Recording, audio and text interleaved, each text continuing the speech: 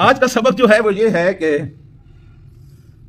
بہت بڑا اور بہت برا کرایہ دار وہ ہوتا ہے کہ جو کسی کی دکان پر بیٹھے کرائے پر، کسی کے مکان پر بیٹھے کرائے پر، اور کچھ عرصے بعد کہے کہ نہیں یہ مکان تو میرا ہے، اس کا مالک بن بیٹھے۔ بھائی آپ اس کائنات کے اندر مالک نہیں ہیں، آپ کرایہ دار ہیں۔ یہ کائنات جو ہے یہ کس کی ہے؟ میرے اللہ کی ہے، اس کے آپ مالک نہیں ہیں۔ ساری خرابیوں کی جڑ یہ ہے جب ہم اس کو اپنی ملکیت سمجھتے ہیں اور اس کے ہم مالک بن کر بیٹھ جاتے ہیں۔ اور یہ تماشے تو ہم روز دیکھتے ہیں، جب انسان مرتا ہے تو بہت سارے انسان آ جاتے ہیں، بہت سارے لوگ آ جاتے ہیں، موت کے اس حادثے کے اوپر بہت سارے لوگ اکٹھے ہو جاتے ہیں۔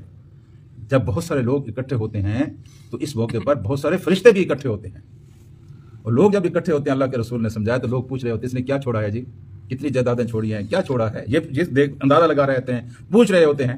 لیکن اللہ کے فرشتے اس وقت پوچھ رہے ہوتے ہیں کہ اس کی ملکیت میں کیا تھا، اس نے آگے کیا بھیجا ہے، وہ اصل چیز ہے۔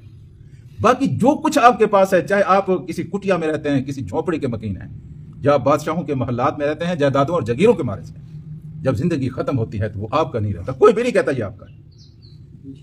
سرکار کے کاغذوں میں بھی منتقل ہو جاتی ہے، وراثت منتقل ہو جاتی ہے، اور وراثت کس کو جاتی ہے؟ جو آپ کا سب سے زیادہ قریبی عزیز ہوتا ہے، سب سے زیادہ قریبی عزیز جو ہے اس کو آپ کی وراثت جاتی ہے۔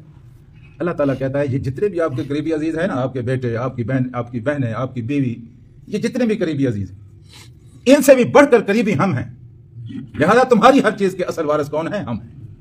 یہ تم تو عارضی طور پر ایک عرصے تک ان کو استعمال کرتے ہو اور پھر یہاں سے چلے جاتے ہو۔ دیکھیے قرآن کی اِنَّا نَحْنُ نَرِثُ الْأَرْضَ، زمین کے ہم وارث ہیں۔